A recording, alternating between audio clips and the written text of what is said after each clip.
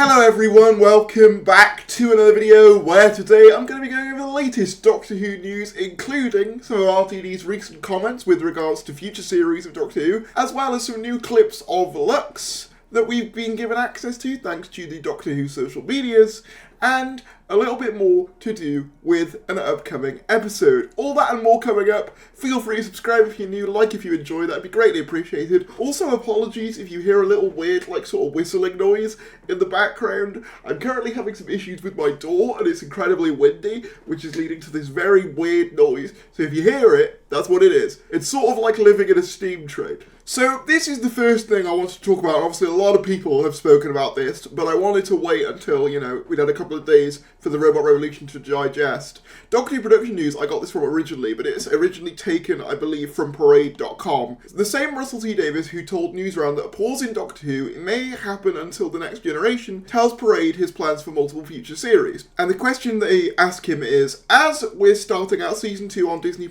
are you already in the planning stages for Season 3? Russell T Davies responds, we'll always look ahead to the future if we get the chance to keep running. I've got ideas. I think I'll do that near Season 4 or 5. And that's always how I've worked on things. So yes, I could promise you amazing stuff at the end of Season 4. There are things we've already mentioned that are going to bear fruit a long time into the future. So that's just the fun of it. That's the fun of Doctor Who. But to say again, it's the pit stops along the way. So this is interesting for a couple of reasons. Number one, of course, I think it's interesting because when you pair it with the news round clip, the news round clip kind of indicated to me that Russell was kind of had one foot in the door, kind of saying that, he's going to let the next generation take over at some point. But then in this interview, he's saying he's got plans for a Season 4 and Season 5. Now, it's worth mentioning that he does say, if we get to keep running, and he mentions pit stops.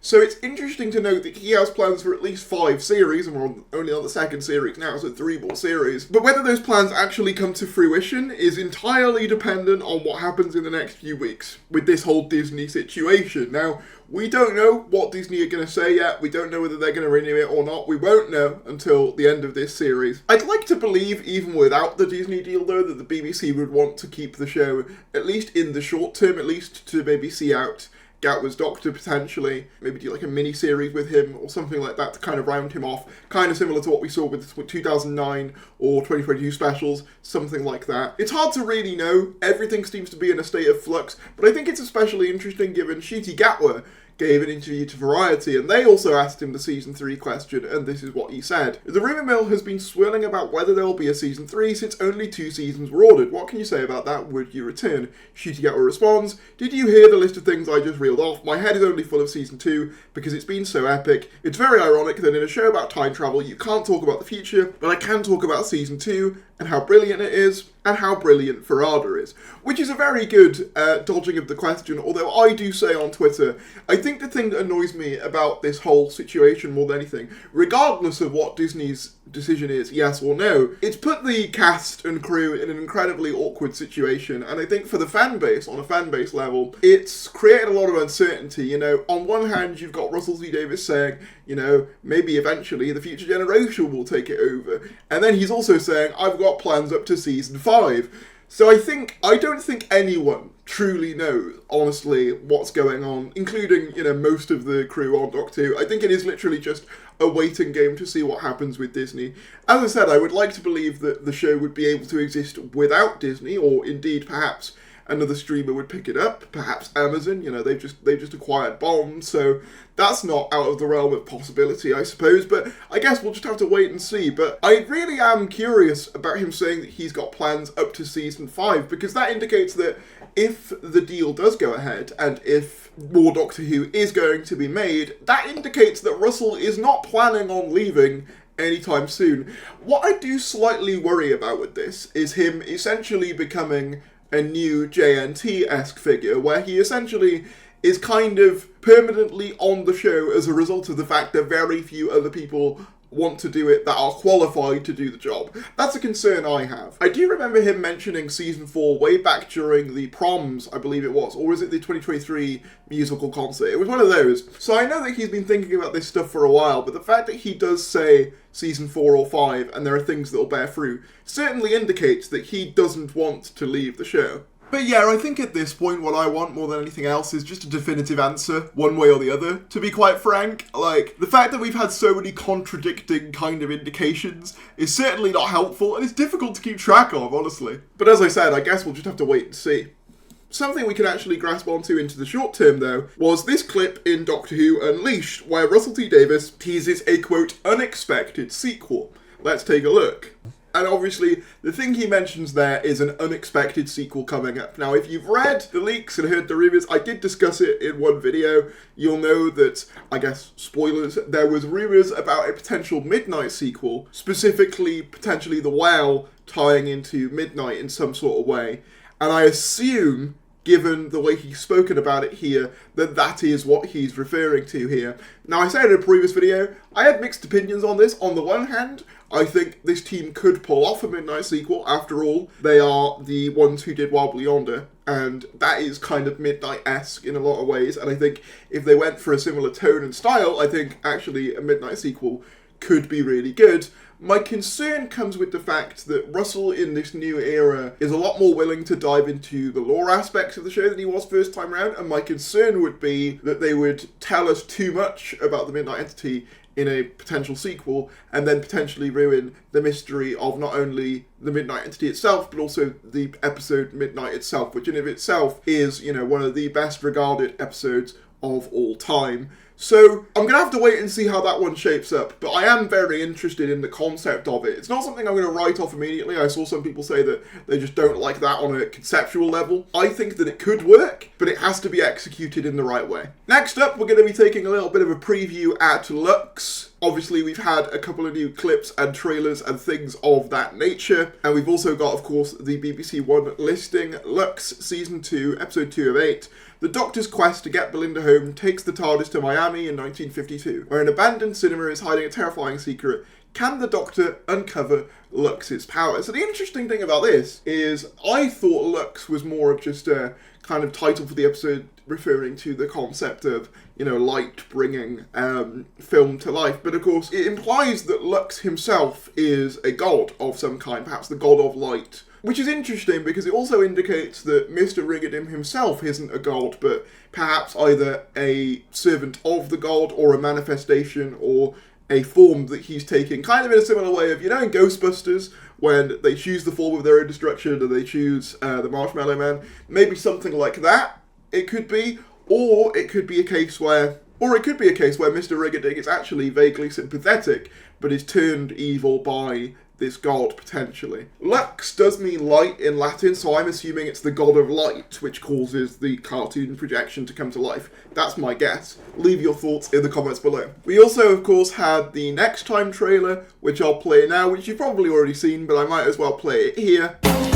We're in Miami. Question is, who trains at the cinema? 15 people went missing, just disappeared. What happened? Very interesting, very exciting. They're keeping Mr. Ringading relatively under wraps. Like, we've seen him, but they've not shown that much of him. But yeah, there's not much to this Next Time trailer, but we have had some more clips via social media and Doctor Who Unleashed. Firstly, let's take a look at Doctor Who Unleashed. Admittedly, I found this clip pretty underwhelming, especially because if you haven't seen Doctor Who Unleashed, they always do these spoiler alert, you know, big sort of graphics to indicate, oh, you're going to get a sneak preview of the episode that's like really different and really weird. And then this one is just kind of a bit naff. We'll show it anyway. But I do enjoy Doctor Who Unleashed, but I did think that this preview for the next episode was almost not worth showing. It was so nothing. Obviously, I get that you want to not spoil things, but I was kind of like, yay, it's a door. But let's watch it anyway. You see what I mean? That literally shows nothing. Like, that is, it's just them opening a door. Like, I don't know what I was meant to take from that, but I mean, it's cool that we have a little preview. I just wish that it was something a bit more substantial, personally.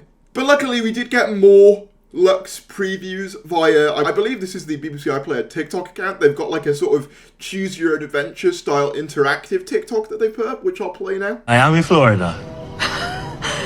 We're in Miami. So it gives you an option of what to do. You have an investigation or you go and get a pie, and it'll play both options. Who trains up a cinema? Oh my god, you actually want to investigate that spooky old cinema? You're Scooby-Doo. Honey, I'm Velma. 4 a.m. We got dressed up for no one to see. We could risk a coffee. There you go, so an interesting little bit of promotion there. I honestly do think these are just part of the same scene that have just been cut to look different. Like, I think they would probably go and get a coffee as part of their investigation or something, but I do like it. Again, I like that this shows that Belinda is still hesitant as a TARDIS traveller. You know, she's not really just going along with, why would we investigate an old abandoned creepy looking cinema? Whereas the Doctor's like incredibly excited at the prospect of something like that, which does feel very in character.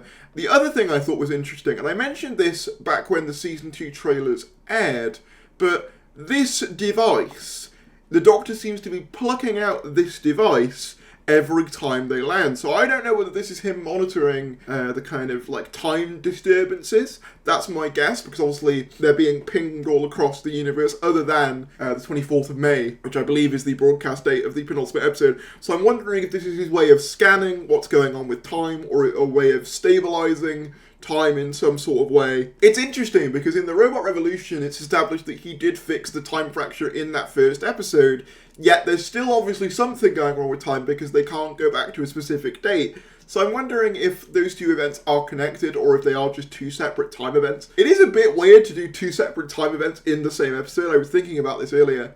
But nonetheless, I think this is very interesting because we've seen him holding this in multiple scenes in different outfits in different episodes.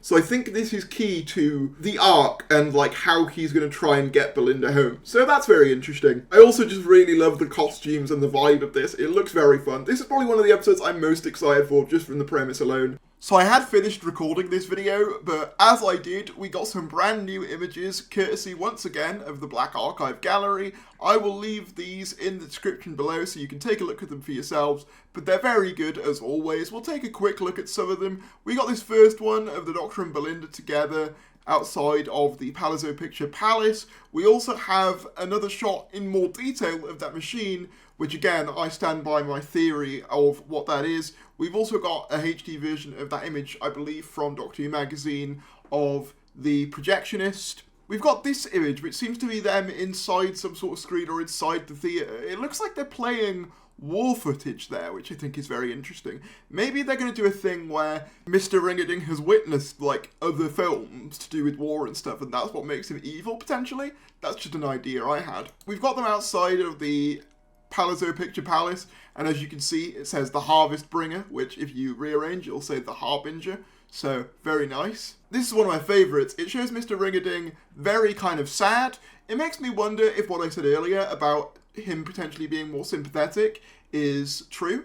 We've got the one from the sort of BBC One ident teasers, and then we've also got this one, which is them reacting to him for the first time, which looks really, really cool. I love that he's like in sort of Who Framed Roger Rabbit scale, like he is smaller than them, which I like. And then finally, you've got an actual nice shot of them having been animated. So yeah, I think this looks really good. I'm really excited for it.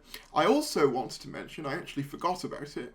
International Artist Management said that their client John Addison will feature in his role as Captain Gates in the upcoming BBC and Disney Plus series, The War Between the Land and the Sea. So this is our first bit of new kind of information about the spin-off since I think it was announced. Like, we haven't had a trailer for it yet. I don't imagine we'll get much information on this until after Season 2 transmits. But yeah, I just thought I'd bring that up because I thought that was interesting. I want to share the actress Jean Marsh, who played a lot of different roles in Doctor Who, including Sarah Kingdom back in the first Doctor era and Morgaine in Battlefield alongside Joan of England, passed away. And I just wanted to highlight this because I think it's really sad. You know, a great actress. I always loved Battlefield. I always thought Battlefield was a little bit underrated. Potentially because it was the lowest rated of Classic Who, I believe, in terms of viewing figures. I always felt Battlefield was very good, very fun. I always loved seeing the return of Brigadier, and I always thought Morgaine was a good villainous presence. And yeah, it's just really sad that she's passed away. So